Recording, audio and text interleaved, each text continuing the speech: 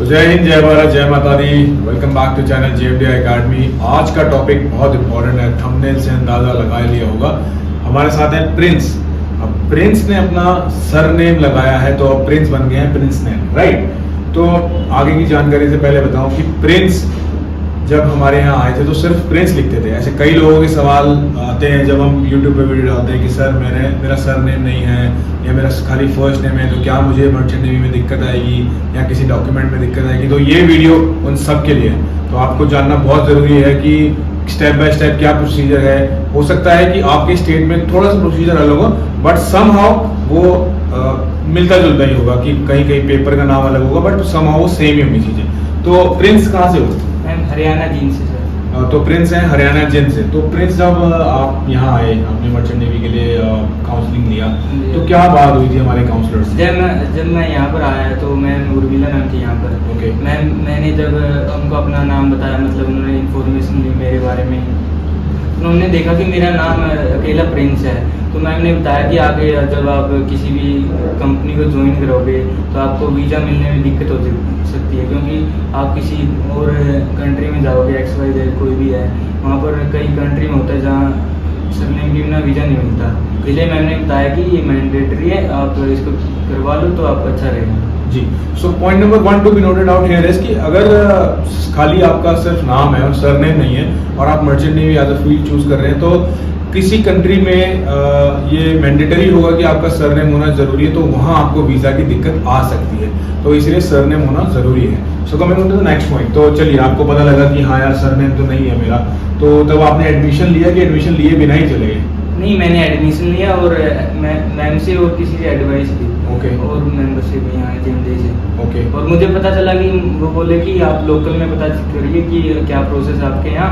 तो मैंने जब लोकल में गया तो मेरे पापा ने आसपास पूछा तो पता चला कि आप पहले बर्थ सर्टिफिकेट चेंज करवा लो। ओके। मैंने वो करवाया। उसके बाद बर्थ सर्टिफिकेट से मेरे स्कूल वाले टीचर थे 10th क्लास वाले, वो बोले कि हो जाएगा। मैंने वो 10th सर्टिफिकेट चेंज करवा लिया अपना मैट्रिक से। ओके।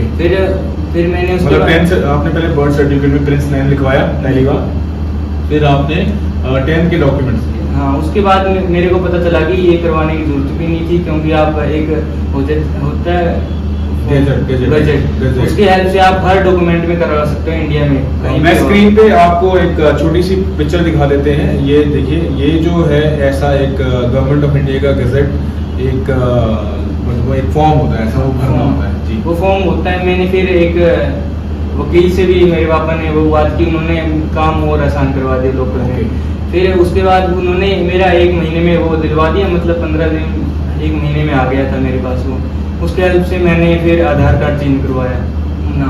फिर मैंने अपने 12th की मार्कशीट 12th वाले स्कूल से कांटेक्ट किया। उन्होंने बताया कि ये प्रोसेस रहेगी, ये फीस लगेगी, और मैंने वहाँ से अपना 12th वाला चेंज करवाया।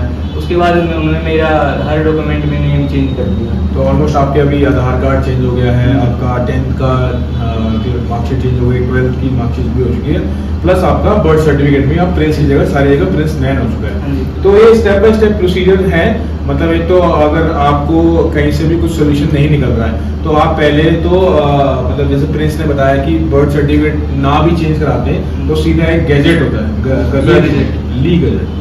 ई गैजेट करके एक फॉर्म डाउनलोड करके आप किसी भी अपने लोकल लॉयर या लॉयर की हेल्प ले सकते हैं, जो आपको बिल्कुल एक सही मार्गदर्शन करेगा आपकी चीज़ों के लिए कि आप जाइए, आप चाहे जैसे आप हरियाणा से हैं, हरियाणा स्टेट में है, तो ऑलमोस्ट प्रोसीजर इतने ज़्यादा चेंज नहीं होते। वो ये फॉर्म तो ऑल ओवर इंडिया कहीं पे भी आपको सेम होता है, वो पूरे इंडिया। अच्छा, पूरे इंडिया में सेम होता है। चलिए, जैसे आप मेरे को बताएं कि खाली आप ही थे वहाँ पे जो चेंज कराते हैं, ऐसे बहुत सारे भी की लिस्ट जैसे निकलती है, क्या होता है? हाँ जी, वो जब फॉर्म अप्लाई करते हैं वो अपने डॉक्यूमेंट मांगते हैं। मतलब उन्होंने बता दिया था कि आप वो एड्रेस बता दिया था इंडियन गवर्नमेंट का जहाँ भेजना था।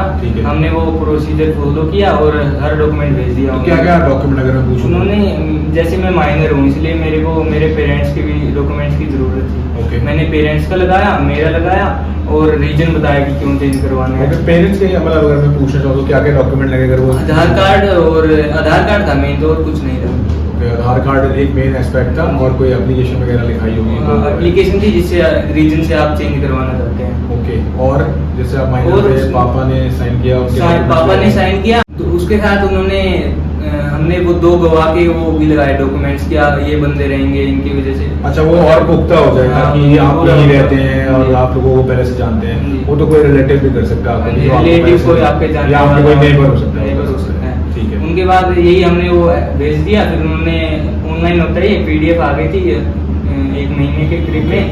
फिर हमने उसके बाद हर मतलब लास्ट में प्रोसीजर फॉलो किया और 12th और आधार कार्ड में चेंज करवा लिया। तो 1 महीने में आ गई लिस्ट आपकी, तो लिस्ट आप ऑनलाइन चेक कर सकते हो, तो आपके साथ साथ और लोग के भी नाम हाँ, होंगे और जिन्होंने- बहुत लोग होते हैं उसमें। अच्छा, और लोग भी होते हैं उसमें जी। जिन्होंने कराया है वो- सारा। तो पूरे प्रोसीजर में अगर मैं ऑन एन एवरेज एक खर्चा पूछूं कि कितना लग गया होगा ऑन एन एवरेज?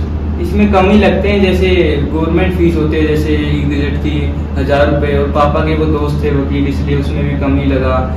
और जैसे 10th और 12th बोर्ड में लगती है वो गवर्नमेंट फीस होती है, जैसे CBSE बोर्ड लेता है 1000 और ओके, तो मतलब ऑन एन एवरेज एक सरकारी फीस लगी होगी तो ले देगी कम से कम तो 5-6 हज़ार रुपये इतने खर्चा होगा। लगे। एज पार्ट फिर आपके पापा के जो लॉयर थे वो पापा के फ्रेंड थे, तो अगर आपका भी कोई दोस्त यार है, अगर कोई नोन में है तो आप उनसे भी एक बार सलाह ले सकते हैं कि हाँ किसी लॉयर के पास जाके अगर आपको चेंज कराना है तो उनके पास पूरा प्रोसीजर होता है, rather इधर उधर आप खुद से भटकने से पहले कि इधर जाना है, क्या करना है, क्या करना है, तो उनके पास पूरा सेट ऑफ प्रोसीजर्स होते हैं कि आपको ये फॉर्म भरना है और आपको ये डॉक्यूमेंट चाहिए रहेगा और ये सारी चीज़ें, ठीक है। तो उसके बाद आपका आप सारे डॉक्यूमेंट्स में प्रिंस नैन नाम हो गया, ठीक है। अभी पासपोर्ट अप्लाई कर दिया? हाँ जी कर दिया, और वो भी उस मिल भी चुका है। अच्छा, पासपोर्ट भी आ गया। हाँ जी, हाँ जी। वाह, सो इनके काम में आप देखिए कि इन्होंने तो इनिशिएटिव लेके जल्दी से सारा काम करा दिया। तो अगर आप लोगों को भी जाना है तो आप एक ई-गैजेट जाके अपने नेटिव प्लेस से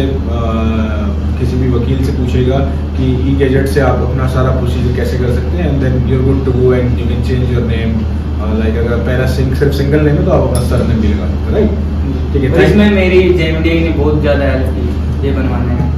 this was unexpected, but ma'am की गाइडेंस के बिना कुछ नहीं हो पाता, मुझे पता ही नहीं चलता क्या होता है क्या नहीं। Exactly, see that's why we say कि एक राइट काइंड ऑफ गाइडेंस भी बहुत ज़रूरी है। तो उसी लेके फिर अब प्रिंस जब ये सारी चीज़ों से जब वापस आए अकेडमी तो प्रिंस के साथ हम वीडियो बना रहे हैं ताकि और किसी को आगे अगर कोई जानकारी चाहिए तो उनको प्रोसीजर पता हो कि एक्चुअली वो कैसे कर सकते हैं ये सारी चीज़ें, राइट? ठीक है, thank you so much Prince बताने के लिए, and thank you so much guys.